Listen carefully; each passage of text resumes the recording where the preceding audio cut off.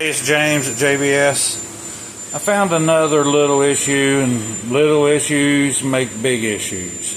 So I noticed when I pulled the cover off, the bottom bolt is still tight right now. It's all the way tight.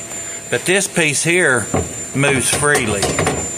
And when I took the cover off, the two pieces aren't pinched together tight enough to put an indent in the seal all the way around.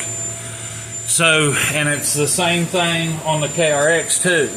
So I'm going to put these washers on the web, and that way people that's getting stuff from me already, they can throw it in the cart and have the washers. But these, put them on your bolt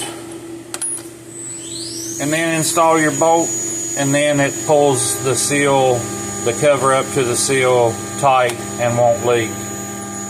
So I'll have these on the web soon too. Thanks for watching. Check us out, JBS Performance.